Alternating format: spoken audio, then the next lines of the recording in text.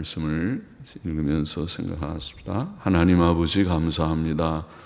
오늘 새벽도 하나님의 은혜로 일찍 일어나 하나님의 주시는 은혜 가운데 이만큼 건강과 평안을 가지고 또 하나님 앞에 예배의 단을 쌓습니다. 우리의 의가 되시는 주 예수 그리스도의 십자가의 의만을 의지하고 하나님의 영 성령님께서 주의 백성에게 늘 함께 하시고 영생의 생명을 이미 주셔서 누리며 그 안에 거하게 하심을 믿고 감사드립니다. 하나님께서 이 시간도 영광을 받으시고 또 함께 머리 숙인 사랑하는 모든 심령들 각 가정에 함께 예배의 단을 새벽 예배의 단을 쌓는 모든 가족들에게 하나님의 크신 은혜와 복을 주시고 또 하나님의 영 성령님께서 감화 감동하셔서 읽는 말씀을 깨닫게 하시고 바르게 해석하며 바르게 또 들으며 또 하나님의 말씀을 깨달으며 거기에 담긴 진리와 교훈을 마음에 새기며 기도하는 새벽 시간이 되게 하여 주옵소서. 부족한 종에게 은혜를 주옵소서. 예수님의 이름으로 감사하며 기도하옵나이다. 아멘. 열왕기 하 10장은 예후의 한 일, 예후가 한 일들에 대해서 좀 여기에 기록하고 있습니다.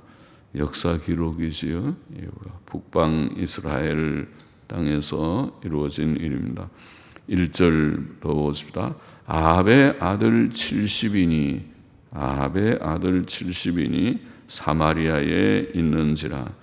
예후가 편지들을 써서 사마리아에 보내어 이스라엘 방백 곧 장로들과 아합의 여러 아들을 교육하는 자들에게 전하니 일러스되 너희 주의 아들들이 너희와 함께 있고 또 병거의 말과 견고한 성과 병기가 너희에게 있으니 이 편지가 너희에게 이르거든 너희 주의 아들들 중에서 가장 어질고 정직한 자를 택하여 그 아비의 위에 두고, 위는 왕이 이제 아비가 지금 아합의 아들 여호람이 죽었기 때문에 이제 그 위에 두고 너희 주의 집을 위하여 싸우라 하였더라.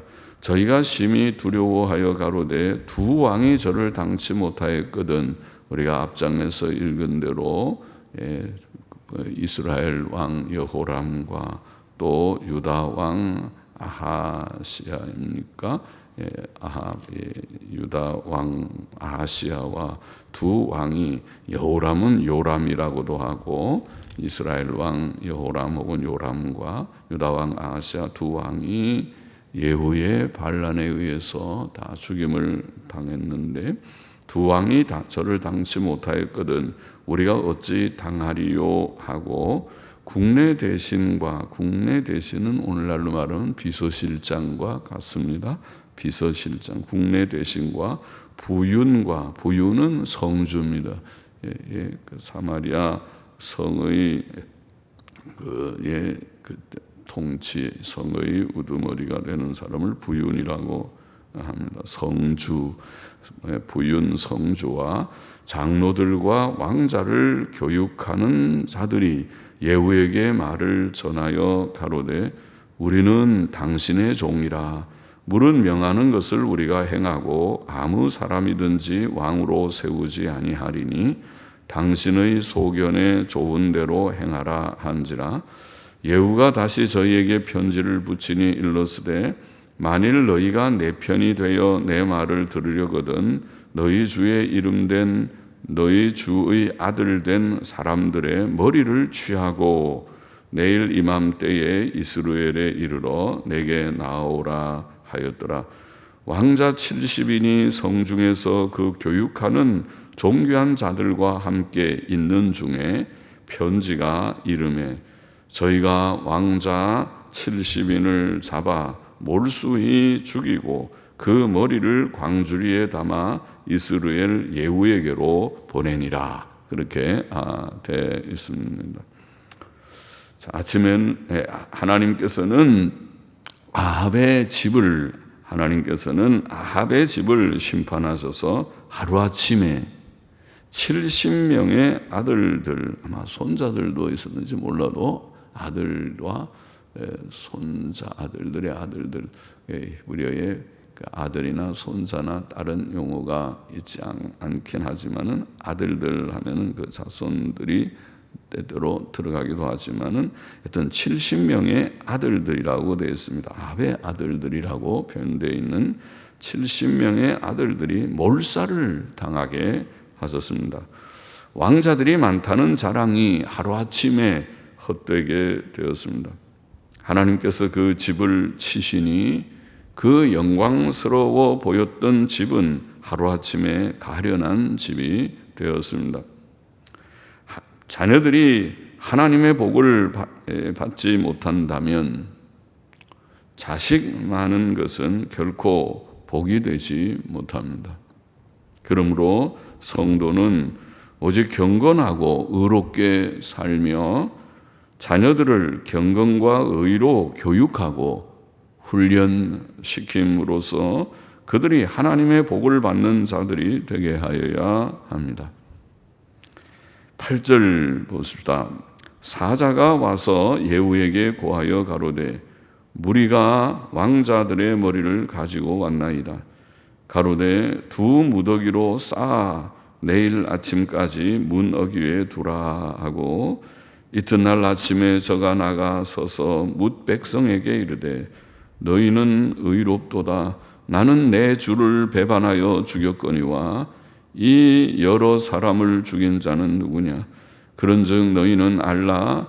곧 여호와께서 아합의 집에 대하여 하신 말씀은 하나도 땅에 떨어지지 아니하리라. 여호와께서 그 종 엘리야로 하신 말씀을 이제 이루셨도다 하니라. 예후가 무릇 아합의 집에 속한 이스라엘에 남아있는 자를 다 죽이고 또 그 존귀한 자와 가까운 친구와 제사장들을 죽이되 저에게 속한 자를 하나도 남기지 아니하였더라. 예후는 아합의 집에 속한 자들과 그와 가까웠던 자들을 다 죽였습니다. 하나님의 심판은 매우 두렵고 준엄하였습니다. 하나님의 예언은 이렇게 다 이루어졌습니다. 하나님의 모든 말씀은 빠짐없이 성취되었습니다. 12절 보십시다. 예후가 일어나서 사마리아로 가더니 노중에 목자가 양털을 깎는 집에 이르러 유다 왕 아하시아의 형제들을 만나 묻되 너희는 누구냐? 대답하되 우리는 아하시아의 형제라. 이제 왕자들과 태후의 아들들에게 문안하러 내려가노라. 가로되 사로잡으라 하매 곧 사로잡아 목자가 양털 깎는 집 웅덩이 곁에서 죽이니 42인이 하나도 남지 아니하였더라. 또 놀라운 참사지. 여호사밧의 손자들 42명, 아시아의 형제라는 말은 여호사밧의 아들 아하시아의 형제들, 여호사밧의 아들이 여호람인가 그렇죠. 그리고 그 아들이 아하시아의 형제들이니까 여호사밧의 손자들인데 여호사밧의 손자들 42명은 왕자들과 태후의 아들들에게 문안하러 왔다가 다 죽임을 당한 것입니다. 경건한 여호사밧이 불경건한 우상숭배자 아합과 교제하며 사돈 관계까지 맺은 결과는 이런 비극적인 일을 가져왔습니다. 그는 아합 왕과와 교제를 끊었어야 했습니다. 하나님께서는 마침내 그 타협자의 손자들이 몰살당하게 하셨습니다. 참으로 가련한 타협의 집이었습니다. 15절 계속 보십시다. 예후가 거기서 떠나가다가 레갑의 아들 여호나답이 맞으러 오는 것을 만난지라 그 안부를 묻고 가로되 내 마음이 내 마음을 향하여 진실함과 같이 네 마음도 진실하냐. 여호나답이 대답하되 그러하니이다. 가로되 그러면 나와 손을 잡자. 손을 잡으니 예후가 끌어 병거에 올리며 가로되 나와 함께 가서 여호와를 위한 나의 열심을 보라 하고 이에 자기 병거에 태우고 사마리아에 이르러 거기 남아 있는 바 아합에게 속한 자를 죽여 진멸하였으니 여호와께서 엘리야에게 이르신 말씀과 같이 되었더라. 예후는 사마리아에 가서 거기 남아 있는 바 아합에게 속한 자들도 다 죽였습니다. 여호와께서 엘리야에게 이르신 말씀대로 된 것입니다. 하나님께서는 이렇게 이스라엘 왕 아합의 집에 철저한 심판을 내리셨습니다. 18절 계속 보겠습니다. 예후가 뭇 백성을 모으고 이르되 아합은 바알을 조금 섬겼으나 예후는 많이 섬기리라. 그러므로 내가 이제 큰 제사를 바알에게 드리고자 하노니 바알의 모든 선지자와 모든 섬기는 자와 모든 제사장들을 한 사람도 빠치지 말고 불러 내게로 나오게 하라. 무릇 오지 아니하는 자는 살리지 아니하리라 하니 이는 예후가 바알 섬기는 자를 멸하려 하여 괴계를 씀이라. 예후가 바알을 위하는 대회를 거룩히 열라 하며 드디어 공포하였더라. 예후가 온 이스라엘에 두루 보내었더니 무릇 바알을 섬기는 사람이 하나도 빠진 자가 없이 다 이르렀고 무리가 바알의 당에 들어가매 이 편부터 저 편까지 가득하였더라. 예후는 바알 숭배자들을 멸하려고 속임수를 썼고 바알을 위하는 대회를 열었고 바알 숭배자들을 하나도 빠짐없이 다 초청하였습니다. 새 통치자가 바알을 위해 큰 제사를 드릴 대회를 선포했으니 바알 숭배자들은 자기들의 세상이 왔다고 잠시 동안 기뻐하였을 것입니다. 22절 계속 보겠습니다. 예후가 예복 맡은 자에게 이르되 예복을 내어다가 무릇 바알 섬기는 자에게 주라 하며 저희에게로 예복을 가져온지라.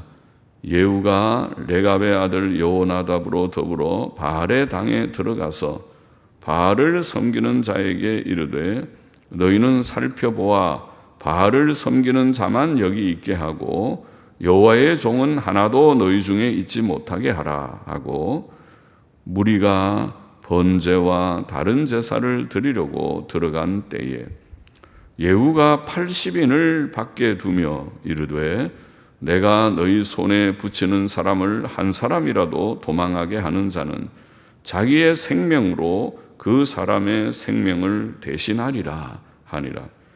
번제 드리기를 다함에 예후가 호위병과 장관들에게 이르되 들어가서 한 사람도 나가지 못하게 하고 죽이라 하며 호위병과 장관들이 칼로 저희를 죽여 밖에 던지고 바알의 당에 당 있는 성으로 가서 바알의 당에서 목상들을 가져다가 불사르고 바알의 목상을 헐며 바알의 당을 회파하고 변소를 만들었더니 오늘날까지 이르니라.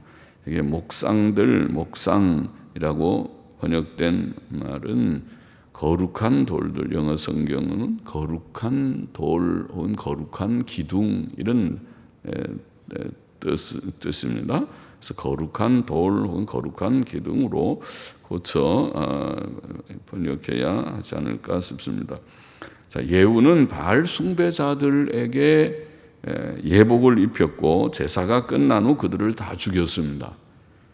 또 그들은 바알의 당 있는 성으로 가서 바알의 당에서 돌 기둥들을 가져다가 불사르고 바알의 돌기둥을 다 헐었습니다. 그래서 바알 숭배자들을 다 죽이는 그런 속임수를 써서 바알 숭배자들을 죽이는 일을 했습니다. 28절 보십시다. 예후가 이와 같이 이스라엘 중에서 바알을 멸하였으나 이스라엘로 범죄케 한 느밧의 아들 여로보암의 죄, 곧 베델과 단에 있는 금송아지를 섬기는 죄에서는 떠나지 아니하였더라. 여호와께서 예후에게 이르시되 네가 나 보기에 정직한 일을 행하되 잘 행하여 내 마음에 있는 대로 아합 집에 다 행하였은즉 내 자손이 이스라엘 왕위를 이어 4대를 지나리라 하시니라. 그러나 예후가 전심으로 이스라엘 하나님 여호와의 율법을 지켜 행하지 아니하며 여로보암이 이스라엘로 범하게 한 그 죄에서 떠나지 아니하였더라. 자, 2번 그렇게 나오는데 예후는 하나님 보시기에 정직히 행하여 칭찬도 들었고 4대를 지나게 하는 4대 자손 4대까지 왕위를 잇게 하시겠다고 그런 말씀도 들었지만은 그러나 2번 여기 언급한 대로 베델과 단에 있는 금송아지를 섬기는 여로보암의 죄, 그것이 여로보암의 죄죠. 북방 이스라엘의 처음 왕인 여로보암의 죄에서는 떠나지 않았습니다.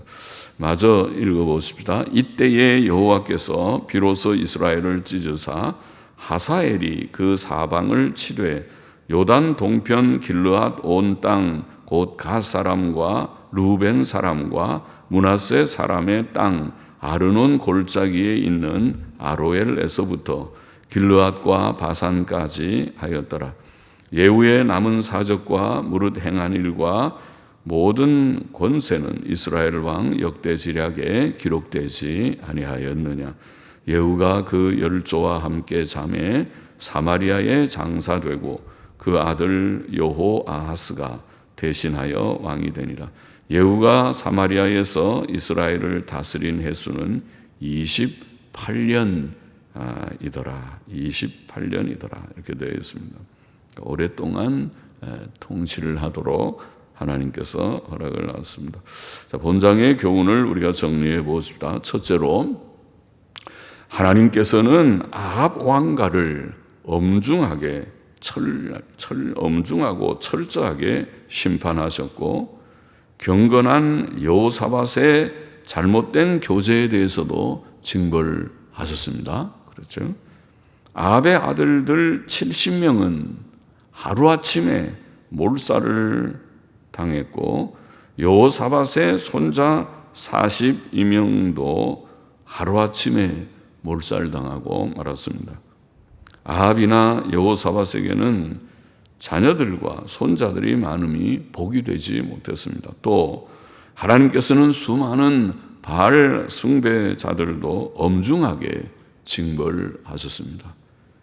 하나님께서는 사람들의 죄악에 대해 엄하게 진노하시고 심판하십니다. 아합의 우상 숭배나 여호사밧의 잘못된 교제는 결코 간과할 수 없는 일이었습니다. 자, 우리는 하나님의 진노와 심판을 두려워해야 합니다. 우리는 우리의 모든 죄를 낱낱이 고백하고 회개해야 하고 또 우리의 자녀들도 모든 죄를 회개하고 경건하고 정직하고 선하고 진실하게 살도록 교훈하고 훈련시켜야 합니다. 우리와 우리 자녀들이 바로 살지 않으면 그리고 죄 짓고 죄의 낙을 누리면 하나님께서 어떻게 복을 주시겠습니까? 하나님의 진노의 징벌이 있을 것이 아닙니까? 둘째로 예후가 아합에게 속한 모든 자들 곧 그 아들들 70명과 이스라엘에서 그에게 속한 모든 자들 또 존귀한 자들과 가까운 친구들과 제사장들 또 사마리아에서 이스라엘뿐 아니라 사마리아에서 그에게 속한 모든 자들 이런 아합에게 속한 모든 자들을 남김없이 다 죽인 것은 하나님의 예언에 성취이었습니다. 우리가 10절 말씀을 보면 그런즉 너희는 알라 곧 여호와께서 아합의 집에 대하여 하신 말씀은 하나도 땅에 떨어지지 아니하리라. 여호와께서 그 종 엘리야로 하신 말씀을 이제 이루셨도다 하니라. 그 말씀과 같지요. 하나님께서 엘리야로 선언하신 대로 아합 집에 이런 징벌을 내리신 것이죠. 17절에도 말씀하기를 사마리아에 이르러 거기 남아있는 바 아합에게 속한 자를 죽여 진멸하였으니 여호와께서 엘리야에게 이르신 말씀과 같이 되었더라. 그렇게 성경은 증거하고 기록하고 있습니다. 하나님의 말씀은 남김없이 그대로 다 이루어집니다. 주께서는 천지는 없어지겠으나 내 말은 없어지지 아니하리라. 마태복음 24장 35절에 그렇게 말씀하셨지요. 그러므로 우리는 하나님의 모든 말씀, 즉 신구약 성경에 기록되어 있는 모든 말씀이 다 이루어질 것을 믿고 소망하며 또 힘써 행해야 합니다. 하나님의 말씀을 믿고 소망하고 실천합니다. 셋째로 예후가 우상 숭배자 아합을 징벌하였고 바알 숭배자들을 다 죽인 것은 하나님의 칭찬을 들을 만한 일이었고, 그래서 그의 왕위는 하나님께서 약속하신 대로 4대까지 이어질 것이고, 또 그 자신도 28년이나 길게 통치했다고 본장은 기록하고 있습니다. 그러나 예후는 여로보암의 죄야. 베델과 단에 세운 금송아지를 섬기는 죄에서 떠나지 못했다. 이렇게 본장이 기록하고 있죠. 그것도 교훈이 됩니다. 그것은 예후의 연약입니다. 예후도 하나님을 경외하고 엘리야의 말씀대로, 엘리야를 통하여 주신 하나님 말씀대로 아합 왕가를 다 진멸하는 것이 자기의 사명이라고 생각하고 했겠지만은 또 바알 숭배자들을 다 죽인 것도 그가 하나님 앞에서 올바르게 행한 것이라고 보이지만은, 그러나 그는 베델과 단에 세운 금송아지를 섬기는 죄, 곧 여로보암의 죄를 떠나지 않았다. 그렇게 되어 있습니다. 사람마다 한두 가지씩 약점이 있는 것 같습니다. 이 사람은 이런 면에서 하나님을 경외하고 믿음으로 사는 것 같은데 이런 면 혹은 저런 면에서 부족이 있다. 우리 사람이 다 그렇게 부족한 존재인 것 같습니다.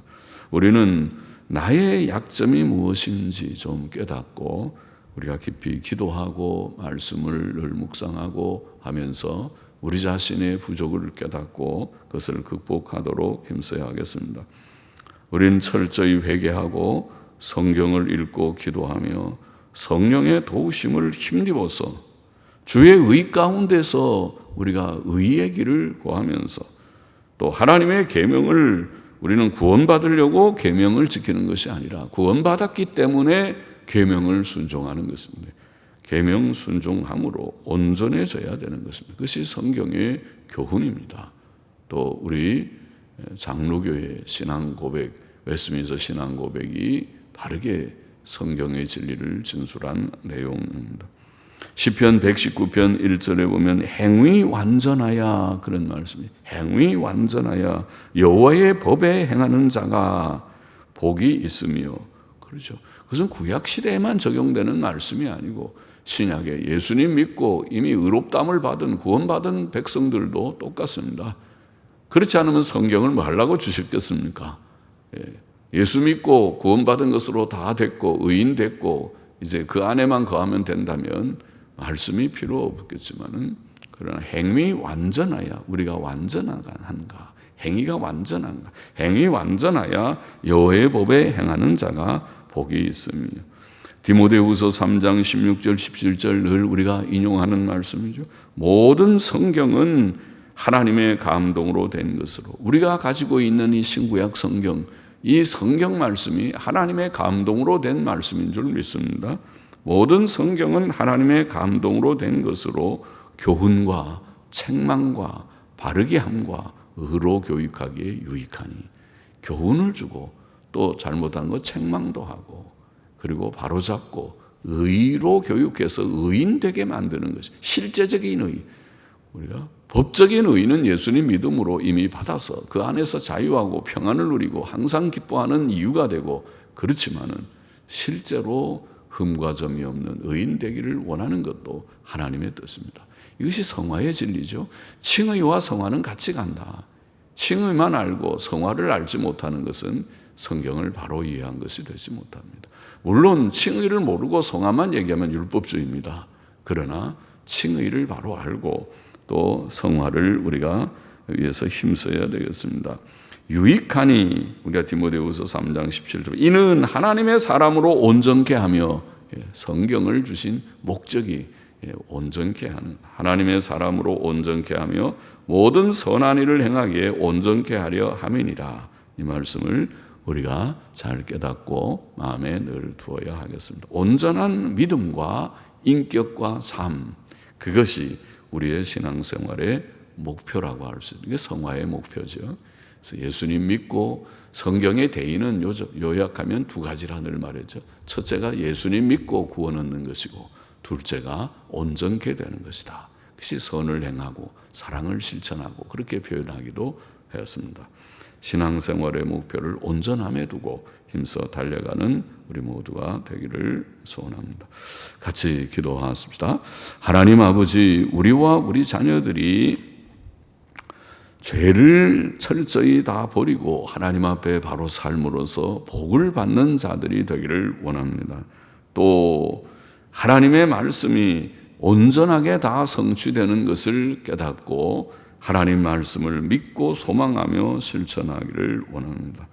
또 우리가 주님을 믿는다 하지만은 아직도 실제로 우리의 인격과 우리의 삶에 부족이 없지 않사오니 주님 늘 그것을 깨닫게 하여 주시고 흠과 점이 없는 온전한 자, 실제적으로 법적으로 의인 되었을 뿐만 아니라 실제로도 성화를 조금씩 이루어가는, 비록 부족하지만은 주의 은혜로 성령님의 도우심으로 우리가 이루어서 주를 영화롭게 하고 세상의 작은 빛들이 되게 하시고 복된 삶을 살다가 천국 가는 저희 모두가 되게 하여 주옵소서. 예수 그리스도의 이름으로 감사하며 기도하옵나이다. 아멘.